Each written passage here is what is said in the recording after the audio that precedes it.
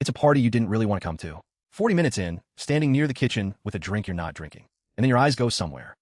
Across the room, someone laughs at something you can't hear. You haven't spoken to them yet. You already know that you're going to.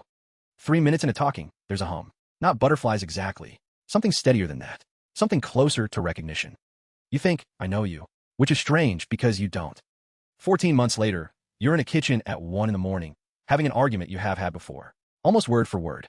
With someone else's face. So here's what I want to sit with tonight. Not that you have a type. You know you have a type. Your friends have made the joke. The stranger question is the timing. You knew in 3 minutes. Before the stories. Before you learned a single real thing about them. Something in you did the choosing before you'd even taken your coat off. And it was very, very fast. So why does the person who is wrong for you feel less like a stranger and more like coming home? Start with the speed, because the speed is the whole clue. You didn't evaluate anyone tonight. You recognize someone. Underneath your thinking mind, there's an older system, and it has one job. To answer a single question, fast. Have we met this before? It doesn't ask whether this is good for you. It asks whether this is known. Known is all it has time for. And when it finds a match, it doesn't send you a sentence.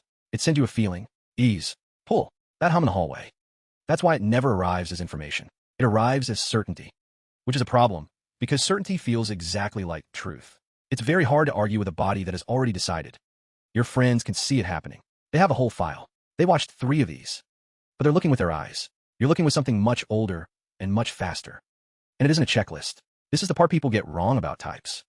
It isn't tall or funny or good at their job. You've fallen for people across all of that. The pattern is never in what they look like. It's in what they do to the room and in what you become when they do it. Every one of them made you feel the same specific way. That's the type. The feeling is the type. Not who they are, what you are, standing next to them. So where did the file come from? Not from your last relationship. Much further back than that. Long before you had language, you were doing the most important research of your life. You were learning what love looks like when it walks into a room, what it sounds like, how it holds you, and when it doesn't. You weren't judging it. You had nothing to compare it to. It was simply the shape love came in. And nobody had to be cruel for this to happen. This is the ordinary machinery of childhood, running quietly in every house on the street. Maybe the warmth in your house was steady. Maybe it came in like weather, bright, and then gone, and you learned to watch the sky. Maybe love arrived with a condition attached, so small you couldn't see it, only feel its edge. Whatever it was, you didn't learn a description of love. You learned a choreography. Where you stand, when you reach, how long you wait, what you do with the silence when it comes. You got very good at that dance. You had to. It was the only one in the house. And now you walk into a party as an adult, 20 years later, and something in you is listening for the music. Not the loudest person in the room, not the kindest one, the one who already knows the steps.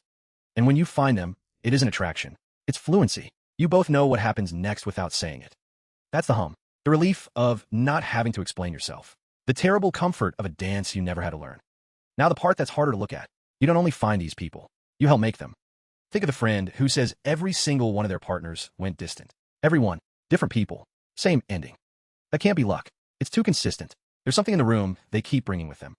A dance needs two. So when you meet someone new, you start very gently offering them a part. If you learn that love had to be earned, you'll start earning immediately. You'll do more. You'll ask for less. And the other person adjusts. Not out of malice. People take the shape of the space you leave for them. You leave a space that needs less, so they need less. You never ask, so they never offer. And slowly, they become the distant one. If you learn that love goes quiet without warning, you'll watch for the quiet. And the watching is loud. You'll ask, are we okay? 3 times. 4. Each time from love. Each time pressing on the same small spot. Until one day they step back, just to breathe. And there it is. The thing you were watching for, arriving because you watched. This isn't a flaw in you. It's a very old strategy, still doing its job. It was built to keep love from leaving. It just does that by rehearsing the leaving over and over. So the pattern doesn't just find you. It travels with you. It sets the stage before either of you has said a word. Which brings us to the thing everyone trusts most, and probably should trust least. The spark. We treat it like evidence. Like a verdict. There was a spark, so this must be something. But look at what the spark actually is. It's the moment your body finds a match in the archive. It isn't a signal about them. It's a signal about how well they fit a shape you were already carrying. Which means the more familiar the ache, the brighter the spark. The pull isn't proof that it's right. It's proof that it's known. And the ones who fit an old shape most exactly light up the hardest. That's why chemistry is such an honest liar. It's telling you the truth, just not about the future. It's telling you about the past, and you keep reading it as a promise. So you follow it. Of course you follow it. Nothing else in the room is anywhere near that bright. Now turn it around, because this is where it gets strange. Think of someone who was good to you and made you feel nothing. They were kind. They texted back. They were by every measure you'd list out loud, right? And you said the thing we all say. There was just no spark. But sit with what actually happened in your body that night. It wasn't dislike. It was quiet. Nothing was activated. The old system had nothing to say. No file. No match. And you translated that silence as absence. But silence isn't the absence of love. Sometimes it's just the absence of the wound. Safe can feel like nothing when your body was trained to call danger recognition. That's the quiet cruelty of the whole design. The steady one feels like a stranger. The pattern feels like home. So put it together. The speed, the blueprint, the part you hand out, the spark that only ever points backwards. None of it is you being foolish. Every one of them is a system that once kept you safe, still faithfully doing its work. And notice what none of them are. Not one of them is you, today, choosing with your eyes open. I'm not going to tell you to fight it. You can't argue with an archive. But the next time the hum arrives in a hallway, 3 minutes in, you'll know what it is. It won't stop the pull. It'll just stop being a mystery. And you'll notice, quietly, that you already knew whose face was going to be there before I finished the sentence.